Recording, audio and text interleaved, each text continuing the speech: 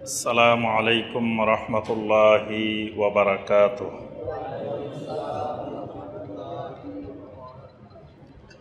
আউযু বিল্লাহি মিনাশ শাইতানির রাজীম। বিসমিল্লাহির রহমানির রহিম। আম্মা ইয়াতাসাআলুন আনিন নাবাইল আযীম আল্লাযী হুম ফীহি মুখতালিফুন কাল্লা সায়া'লামুনা সুম্মা কাল্লা সায়া'লামুন আলাম নাজআলিল আরদা মিহাদা ওয়াল জিবালা আওতাদা ওয়া খালাকনাকুম আজওয়াজা ওয়া জাআলনা নাওমাকুম সুবাতা ওয়া জাআলনাল লাইলা লিবাসা ওয়া জাআলনান নাহারা মাআশা وبنينا فوقكم سبعا شدادا وجعلنا سراجا وهاجا وأنزلنا من المعصرات ماء ثجاجا لنخرج به حبا ونباتا وجنات ألفافا اللهم صل على محمد وعلى آل محمد كما صليت على إبراهيم وعلى آل إبراهيم إنك حميد مجيد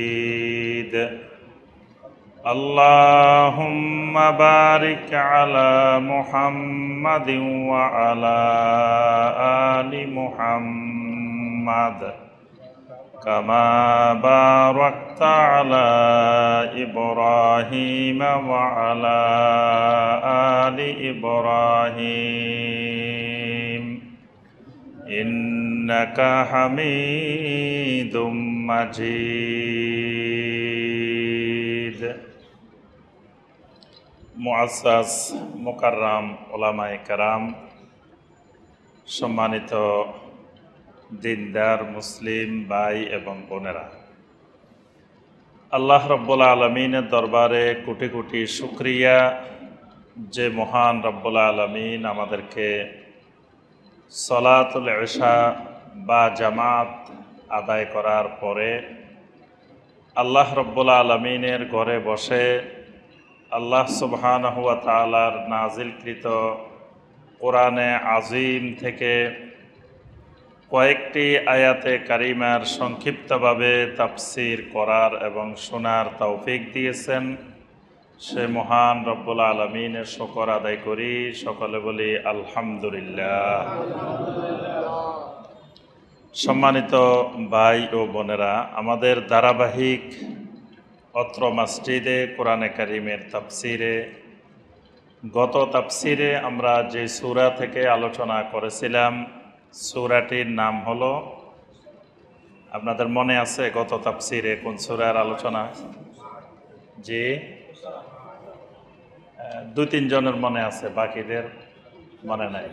স্টুডেন্ট খুব দুর্বল, অনেক দিন হয়ে গেছে, এই জন্য ভুলে গেছেন। জি, ইনশাআল্লাহ আল্লাহ পাক সকল স্টুডেন্টকে আল্লাহ মেধাবী স্টুডেন্ট বানাই দিন, সকলের মেধা স্মরণ শক্তি আল্লাহ পাক আরো বাড়াই দিন, কোরআনে কারিমের সাথে আমাদের সম্পর্ক আল্লাহ পাক আরো গভীর করে দিন।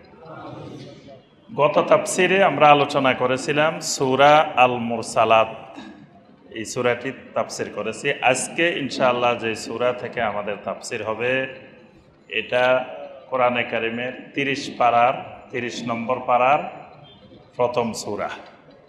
30 নম্বর পারাটাকে আমাদের দেশে কি বলে? আমপারা। তো আমপারা কেন বলে? এই সূরাটা মানে প্রথম যে সূরাটা, এই সূরার শুরুতেই আছে আম্মা ইয়াতাসাআলুন, আম্মা আছে। এই কারণে এই পাড়াটার নাম হয়েছে আমপাড়া। কেউ বলে আম্মা পাড়া, কেউ বলে শুধু আমপাড়া। এই আম্মা থেকে এটার শুরুই হয়েছে আম্মা। তাই এই সূরাটার নাম হলো সূরা আন-নাবা। সূরাটার নাম হলো সূরা আন-নাবা। নাবা মানে হলো সংবাদ, খবর, কোনো কিছুর খবর দেওয়া, সংবাদ দেওয়া। এটাকে আরবি ভাষায় বলা হয় নাবা। সূরা আল হুজুরাতের ৬ নম্বর আয়াত আল্লাহ সুবহানাহু ওয়া তাআলা বলেন, ইয়া আইয়ুহাল্লাযীনা আমানু ইন জাআকুম ফাসিকুম বিনাবাইন ফাতাবায়ানু। এখানে আল্লাহ পাক বলেন বিনাবাইন, হে ঈমানদাররা, যখন তোমাদের কাছে কোনো ফাসিক কি নিয়ে আসে, কোনো খবর, কোনো সংবাদ নিয়ে আসে, বিনাবাইন ফাতাবায়ানু, এই খবর আসলে সাথে সাথে বিশ্বাস করা যাবে না। এই সংবাদটা, এই খবরটা যাচাই বাছাই করতে হবে। এটা সত্যও হইতে পারে, মিথ্যাও হইতে পারে, কারণ খবরটা যে দিছে সে একজন ফাসিক, মুমিন দে নাই, যে সাদিকীন দে নাই, দিছে যিনি খবরটা তিনি হলেন কি? ফাসিক। ফাসিক কাকে বলে? গুনাহ কয় প্রকার? আমরা যে গুনাহ করি, আল্লাহর নাফরমানি করি, এই গুনাহ কয় প্রকার? জি, আমরা এই মসজিদে কয়বার আলোচনা করলাম যে গুনাহ কয় প্রকার? অনেকবার আলোচনা করছি জুমার খুতবায়, মনে ভুলে গেছেন? আল্লাহ পাক কোরআনে কারিমে সূরা আল হুজুরাতের মধ্যেই বলছেন, ওয়ালাকিন কাররাহা ইলাইকুমুল কুফরা ওয়াল ফুসুকা ওয়াল ইসয়ান। এটা মনে রাখার জন্য সবসময় একটা দোয়া পড়বেন। এই দোয়া যত পড়বেন তত মনে থাকবে। দোয়াগুলো কিন্তু মনে থাকার জন্য। দোয়াটা কি? আল্লাহুম্মা হাব্বিব ইলাইনাল ঈমান ওয়া যায়্যিনহু ফি কুলুবিনা ওয়া কাররিহ ইলাইনাল কুফরা ওয়াল ফুসুকা ওয়াল ইসয়ান ওয়াজআলনা মিনার রাশিদিন। এটা নবী সাল্লাল্লাহু আলাইহি ওয়াসাল্লাম শিখিয়ে দিয়েছেন এই দোয়াটা পড়ার জন্য। এটা কোরআনের আয়াত, মানে কোরআনে কারিমের যত আয়াত আছে নবী সাল্লাল্লাহু আলাইহি ওয়াসাল্লাম প্রত্যেকটা আয়াতে কারিমার আমল করে দেখাই দিয়েছেন। তা আল্লাহ পাক সেখানে সূরা আল হুজুরাতের মধ্যে আল্লাহ পাক বলছেন যে আল্লাহ তোমাদের জন্য 3টা জিনিসকে অপছন্দনীয় করে দিয়েছেন। মানে ঈমানদাররা এটা নামে শুনতে পারে না, এটাকে প্রচণ্ড ঘৃণা করে। 3টা জিনিসকে কি কি জিনিস? 1 নম্বর হলো কুফর, 2 নম্বর হলো ফুসুক, 3 নম্বর হলো ইসয়ান। এই গুনাহ 3 প্রকার, একটা কুফর, একটা ফুসুক, একটা ইসয়ান। কি কথা বুঝাইতে পারছি? বুঝছেন? অনেকে মনে হয় বুঝেনও নাই। আমার কথাটা বুঝছেন কিনা? এখানে আমরা তো কান সুখ করার জন্য বসি না। আমি গান গাইব না বা গজলও গাবো না, নাচি নাচি জিকিরও করবো না। এখানে আমরা কিছু এলেম শিখতে বসছি, এলেম চর্চা করতে, কোরআনের এলেম। এই জন্য কিছু শিখি বাসায় যেতে হইব। এখন আপনি খালি বসি রয়েছেন, কিছু বাসায় গেলে জিজ্ঞেস করলো আজকে কি তাফসীর শুনছো বলো দেখি, কিছু বলতে পারে না। তো কি শুনলেন? সারা রাত ওয়াজ শুনছে, সকালে জিজ্ঞেস করে কালকে কি কি শুনছো বলো দেখি, কিছু বলতে পারে না। শুনি লাভটা হয়েছে কি? এই জন্য কিছু শিখতে হবে। তাহলে গুনাহ কয় প্রকার? এই তো মাশাআল্লাহ, মেধা আস্তে আস্তে খুলে যাইতেছে। গুনাহ কয় প্রকার? 3 প্রকার। একটা হলো কুফর, একটা হলো ফুসুক, একটা হলো ইসয়ান। কুফর হলো এই গুনাহ করলে একেবারে দুনিয়াও শেষ, আখিরাতও শেষ, সব শেষ, সর্বহারা। মানে এই লোকের আর জান্নাতও নাই, এই লোকের কিছুই নেই, শেষ সব। এরকম গুনার নাম হলো কি? কুফর। আরেকটা গুনাহ হলো ফুসুক। ফুসুক মানে কবিরা গুনাহ। ফুসুক মানে কি? কবিরা গুনাহ। কবিরা গুনাহ কয়টা? আল্লাহ, মেধা তো অনেক দুর্বল হয়ে গেছে। কবিরা গুনাহ কয়টা? 70টা কবিরা গুনাহ। এটার কারণ হয়েছে এই 11 নম্বর সেক্টর মসজিদ অনেক বড় মসজিদ, কিন্তু এই মসজিদে যথাযথ এলেমের ব্যবস্থাপনা নাই। মানে মসজিদ হবে একটা ইসলামিক সেন্টার, মসজিদ হবে একটা এলেমের মার্কাজ, এখানে সবসময় এলেম চর্চা হবে, কিন্তু দেখা গেছে এলেম চর্চা কম, এজন্য এখানের মুসল্লি প্রশ্নের উত্তর দিতে পারে না। কিন্তু আলহামদুলিল্লাহ আমি আরেক মসজিদে 18 বছরের খতিব, ওই মসজিদে কোনোদিন সময় পাইলে একবার যাইয়েন, আমার স্টুডেন্টদেরকে জিজ্ঞাসা করলে বলার আগে উত্তর দিতে পারে। এই 18 বছর পর্যন্ত তারা কোরআনের তাফসির শুনে, দার্স শুনে, আলোচনা শুনে, সিরাত শুনে, শুনতে শুনতে আলহামদুলিল্লাহ সব শিখা হয়ে গেছে। এটা আপনাদের দোষ না, এটা আমাদের দোষ, আমরাই শিখাইতে পারিনি, এটা আমাদের ব্যর্থতা। তাহলে কবিরা গুনাহ কয়টা? 70টা কবিরা গুনাহ আছে, যেই কবিরা গুনার ব্যাপারে কোনো ইখতিলাফ নাই, মানে সমস্ত উম্মত এই ব্যাপারে একমত যে এই 70টা কবিরা গুনাহ। আচ্ছা, একজন মানুষ কমপক্ষে আছেন যিনি এই 70টা কবিরা গুনাহ নিয়ে জীবনে একবার বসছেন, বসি কয়টা কবিরা গুনাহ করছেন এটা বাইর করতে পারছেন, এরকম কেউ আছেন? কি আছেন? আপনি করছেন?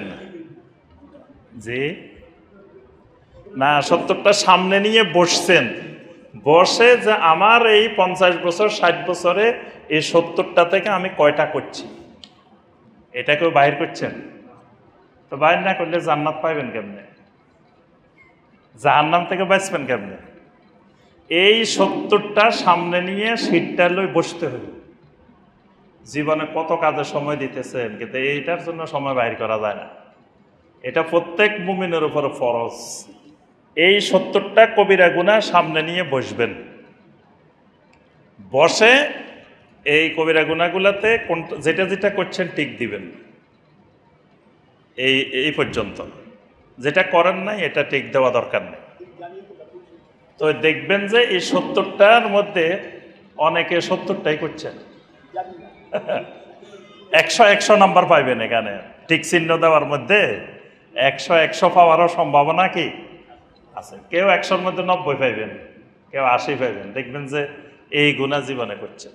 এবার 2 নম্বর কাজ, টিক দেওয়ার পরে কাজ, একটা একটা গুনার জন্য আলাদা আলাদা করে তওবা করতে হবে। যদি 50টা করেন 50টা তাওবা করতে হবে, কারণ এক একটা গুনার তাওবা হবে এক এক রকম। সবগুলার 70টা তাওবা একই সিস্টেমে না, এক একটা তাওবা এক এক রকম। ধরেন সুদ খাইছেন, সুদ খাওয়া কি হারাম না, কবিরা গুনাহ। মানে কবিরা গুনাহ এই জন্য এটা হারাম। তো এখন ধরেন সুদ খাইছেন, সুদের তওবা করবেন। তো সুদের তওবা কেমনে করবেন? সুদ খাই, বাড়ি তাড়ি করি, টাকা পয়সা নিয়ে প্রতি বছর হজে চলে যাবেন অথবা উমরায় চলে যাবেন, আল্লাহর ঘরে যাই বসে বসে কান্নাকাটি করবেন, তওবা হয়ে যাবে? হবে না। তো কেমনে করতে হবে? যতজনের থেকে সুদ খাইছেন সবার কাছে গিয়ে গিয়ে সুদগুলা ফেরত দিয়ে ক্ষমা চেয়ে আসতে হবে। এই বান্দারা যতক্ষণ ক্ষমা করবে না তখন আল্লাহ আপনাকে ক্ষমা করবেন না। তাইলে এই তাওবা আর নামাজের তাওবা একরকম না। নামাজ পড়েন নাই, এটার তাওবা আর সুদ খাইছেন এটার তাওবা, 2 গুনার তাওবা কিন্তু একরকম না। এক একটা তাওবার এক এক সিস্টেম। ঘুষ খাইছেন, তো এটার তাওবা কেমনে হবে? যে ঘুষ খাই, পরে কইলেন যে আমি ঘুষ খাইলে কি হয়েছে, এই টাকা তো আল্লাহর রাস্তায় খরচ করছি। ঘুষ খাইলে খাইছি, অসুবিধা কি? আমি তো সব আল্লাহর রাস্তায় খরচ করছি, ভালো কাজে খরচ করছি। এই ভালো কাজে খরচ করলে গুনাহ মাফ হবে না, তওবা হবে না। এই যতজনের থেকে ঘুষ খাইছি এগুলো সব তাদেরকে ফেরত দিয়ে আসতে হবে, ফেরত দিয়ে তাদের থেকে মাপ চেয়ে নিতে হবে। তারা মাফ করলে আল্লাহ মাফ করবেন, না হয় আল্লাহ সুবহানাহু ওয়া তাআলা ক্ষমা করবেন না। আরো মারাত্মক অপরাধ আছে। আমার বর্তমানে 70টা কবিরা গুনার উপরে ধারাবাহিক দার্স চলতেছে। বারিধারা ডিওএইচএস কনভেনশন সেন্টার, চিনেন তো সবাই? বারিধারা ডিওএইচএস আছে না? বারিধারা ডিওএইচএস কনভেনশন সেন্টারে প্রতি মাসে একটা প্রোগ্রাম হয়, এই শুধু কবিরা গুনার উপরে ধারাবাহিক চলতেছে। 30টা কবিরা গুনাহ আলোচনা হয়েছে। আগামী মঙ্গলবার বাদ মাগরিব এটার আলোচনা আছে। 31 থেকে 40 নম্বর কবিরা গুনার আলোচনা হবে ইনশাআল্লাহ। তো সময় থাকলে কারো ওখানে যাওয়ার চেষ্টা করবেন ইনশাআল্লাহ। তো এই 70টা কবিরা গুনার বই আছে। ইমাম আয-যাহাবী রাহমাহুল্লাহ এই কবিরা গুনার উপরে বই লিখছেন আজ থেকে আরো 700 বছর আগে বই লিখে গেছেন এই কবিরা গুনার। এই কবিরা গুনার বইটা সবাই সংগ্রহ করবেন। ইমাম আয-যাহাবী রাহমাহুল্লাহ, যার বই না পড়লে পৃথিবীর কেউ আলেম হতে পারে না। ইমাম আয-যাহাবী রাহমাহুল্লাহ, ইমাম যাহাবী, এটা বাংলা অনুবাদ আছে, অনেক প্রকাশনী থেকে এটার বাংলা অনুবাদ আছে। এটার নামে হলো কবিরা গুনাহ। তো যাই হোক, আমরা এই কথাটা বলছি এই জন্য, ফুসুক হলো কবিরা গুনাহ আর ইসিয়ান হলো সগীরা গুনাহ। তাহলে সবসময় মনে রাখবো আমরা গুনাহ 3 প্রকার: কুফর, ফুসুক, ইসিয়ান। তো কবিরা গুনাহ যারা করে এদের নাম ফাসিক। বুঝে আসছে? গুনাহটার নাম ফুসুক, যে করে তার নাম ফাসিক। তাহলে আমরা সবাই ফাসিক, কি বলেন? এটা স্বীকার করতে কিন্তু রাজি নেই। কবিরা গুনাহ সবাই করি, তাহলে সবাই ফাসিক, এটা স্বীকার করতেই হবে। কবিরা গুনাহ করি না এখানে একজনও নাই, সবাই কম আর বেশি কবিরা গুনাহ কি করি। অনেকে কবিরা গুনাহ করাটা চাইতে বড় অপরাধ কবিরা গুনাহ করি তওবা না করা। নবী সাল্লাল্লাহু আলাইহি সাল্লাম বলছেন, কুল্লু বনি আদম খাত্তাউন। বনি আদম গুনাহ করবে, এটাই স্বাভাবিক। সমস্ত বনি আদম গুনাহগার, তবে ওয়া খায়রুল খাত্তাইন আত-তাওয়াবুন। ওই গুনাহগার উত্তম যে গুনাহগার গুনাহ করে অনতিবিলম্বে দ্রুত গতিতে তওবা করে। তওবা যে ইমানদার করে ফেলে, যেমন সাহাবায়ে কেরামকে দিয়ে আল্লাহ পাক অনেক গুনাহ করাইছেন, কিন্তু সাহাবায়ে কেরাম গুনাহ করে সাথে সাথে তওবা করে ফেলছে। এই জন্য আল্লাহ রাব্বুল আলামিনের কাছে সবচাইতে প্রিয় এই উম্মতের কারা? সাহাবায়ে কেরাম। তারা গুনাহ করার সাথে সাথে তওবা করছেন, কিন্তু আমরা গুনাহ করে তওবা করি না।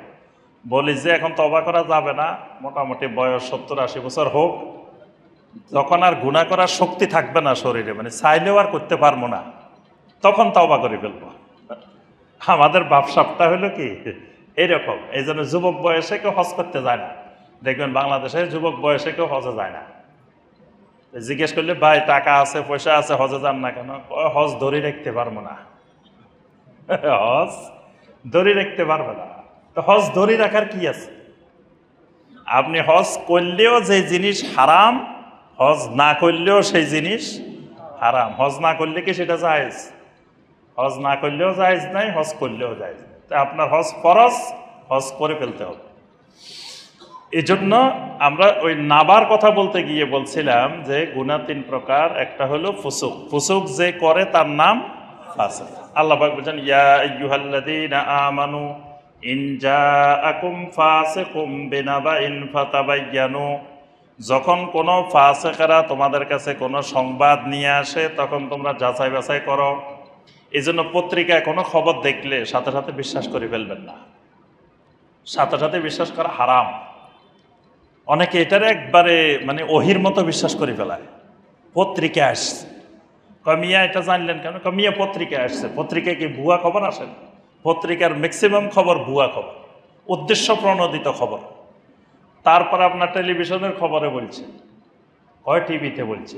টিভিতে তো সব কি সত্য কথা বলে? কি টিভি সব সত্য কথা বলে? টিভিতে যারা কথা বলে এরা কি ফাসিক না? এই সংবাদ যারা দেয় এরা ফাসিক না?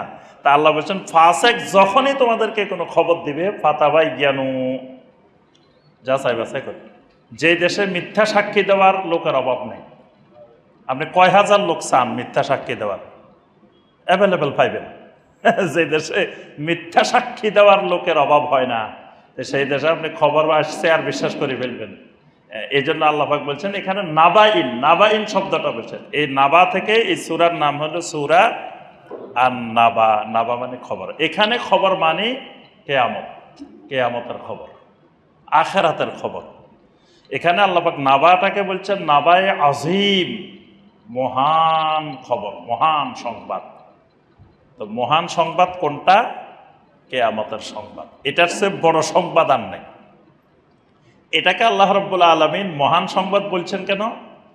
নবী সাল্লাল্লাহু আলাইহি সাল্লাম যখন মক্কার মুশরিকদেরকে, কুফফারদেরকে দাওয়াত দিচ্ছিলেন, তখন নবী সাল্লাল্লাহু আলাইহি সাল্লাম তাওহীদের দাওয়াতের সাথে সাথে, রিসালাতের দাওয়াতের সাথে সাথে আখিরাতের দাওয়াত দিচ্ছিলেন। নবী সাল্লাল্লাহু আলাইহি সাল্লাম তাদেরকে বুঝাইতেছিলেন তোমাদের এই জীবনটা শেষ না, এরপরে আরো একটা হায়াত আছে, আরো একটা জীবন আছে। এটা হায়াতুদ দুনিয়া, ওইটা হায়াতুল, দুটাই হায়াত, একটা হায়াতুদ দুনিয়া আর একটা হায়াতুল আখিরাত। তখন ওদের কাছে মনে হচ্ছিল এটা বড় মহান আশ্চর্যজনক খবর। এটা কেমনে হয়? মানুষ মরে যাবে, আবার এদেরকে জীবিত করবে, আবার বিচার হবে, আবার আল্লাহ পাক সবকিছুর জিজ্ঞাসাবাদ করবেন। এটা এদের কাছে নাবায়ে আজিম মনে হচ্ছিল, মহান আশ্চর্যজনক সংবাদ। এই কারণে আল্লাহ পাক এই শব্দটা ব্যবহার করছেন যে আনিন নাবাইল আজিম, মহান সংবাদ। এই সূরাটা মাক্কি সূরা। মাক্কি জীবনের প্রথম দিকে আল্লাহ রাব্বুল আলামিন এই সূরাটি নাজিল করেছেন। যে সময় সূরা আল মুরসালাত, সূরা আল কিয়ামা এগুলো কাছাকাছি সময় ধারাবাহিকভাবে আল্লাহ রাব্বুল আলামিন নাজিল করেছেন। তো এই সূরা আন-নাবা, এই সূরাটি আপনার বিশেষ করে আল্লাহ পাক এখানে আখিরাত সম্পর্কে আলোচনা করেছেন। আখিরাত সম্পর্কে আলোচনা করতে গিয়ে আল্লাহ পাক তাঁর পরিচয় দিয়েছেন, রবের পরিচয়। মানে যিনি আখিরাতটা সংগঠিত করবেন, যে আল্লাহ রাব্বুল আলামিন, তার কিছু পরিচয় আল্লাহ পাক এখানে তুলে ধরেছেন। এরপরে আল্লাহ পাক কিয়ামতের ময়দানের কিছু কঠিন অবস্থা, মুত্তাকিদের কি অবস্থা হবে, আর যারা মুজরিমিন, যারা কুফফার, তাদের কি অবস্থা হবে, আল্লাহ পাক এই দুইটা অবস্থাই বর্ণনা করেছেন। এই সূরাটি, সূরা আন-নাবা, এটার আরেকটা বিশেষ দিক আছে। কোরআনে কারীম একটা শৈল্পিক কিতাব, শৈল্পিক মানে এটা হলো আত-তাসবিরুল ফান্নি ফিল কোরআন। আল্লাহ রাব্বুল আলামিন কোরআনে কারীমকে শৈল্পিক চিত্রায়নের মাধ্যমে নাজিল করছেন। ওই যুগটা, যে যুগে কোরআন নাজিল হয়েছে, সেই যুগ ছিল আরবি সাহিত্যের সবচাইতে উৎকর্ষতার যুগ। এই কোরআনে কারীম কিয়ামত পর্যন্ত আল্লাহ পাক চ্যালেঞ্জ দিয়ে রাখছেন, তোমরা পারলে কোরআনে কারীমের মতো একটা আয়াত, একটা সূরা বানাই নিয়ে আসো। এই চ্যালেঞ্জ শুধু ওই যুগের জন্য না, এটা কিয়ামত পর্যন্ত। কিন্তু আজ পর্যন্ত আনতে পারে নাই, কিয়ামত পর্যন্ত পারবেও না। এখন কথা হলো কেন পারে নাই, কেন পারবে না? এটার ভিতরে এমন কি আছে যেটা এত চমৎকার তারা কবিতা লিখতে পারে, এত বড় বড় সাহিত্য রচনা করতে পারে, কোরআনের মতো পারে না কেন? না পারার কারণ, কোরআনে কারীমের মধ্যে আল্লাহ রাব্বুল আলামিন বাহার ব্যবহার করছেন। বাহার, বাহার মানে ছন্দ। যারা বাংলা সাহিত্য, ইংরেজি সাহিত্য বা আরবি সাহিত্য সম্পর্কে জানেন, তারা জানেন যে সাহিত্য রচনা করতে গেলে ছন্দ লাগে। ছন্দ, ছন্দ তো বুঝেন। আমাদের এখানে আলহামদুলিল্লাহ সবাই শিক্ষিত মানুষ, এই জন্য এই বিষয়টা আলোচনা করতেছে। এটা আবার সব জায়গায় আলোচনা করা যাবে না, অনেককে ছন্দ বুঝাইতেই কয়েক ক্লাস লাগবে। তাহলে আরবিতে, আরবি ভাষায় বা বাংলা ভাষায়, ইংরেজি ভাষায়, সব ভাষায় আপনার একটা ছন্দ আছে, ছন্দ। এই ছন্দের মিল আল্লাহ পাক কোরআনে কারীমের মধ্যে রেখেছেন। কোরআনে কারীমের তেলাওয়াতের মধ্যে দেখবেন একটা ছন্দের মিল আছে। এবং ছন্দ ঠিক রাখার জন্য আল্লাহ পাক আরুজ ঠিক রাখার জন্য, বাহার ঠিক রাখার জন্য, কাফিয়া ঠিক রাখার জন্য অনেক জায়গায় আরবি ব্যাকরণের নিয়মের বাহিরে আল্লাহ পাক আয়াত বর্ণনা করছেন। মানে আরবি ব্যাকরণের নিয়ম অনুযায়ী হওয়ার কথা এটা, কিন্তু আল্লাহ পাক ব্যাকরণ বাদ দিয়ে ঠিক রাখছেন কি ছন্দ।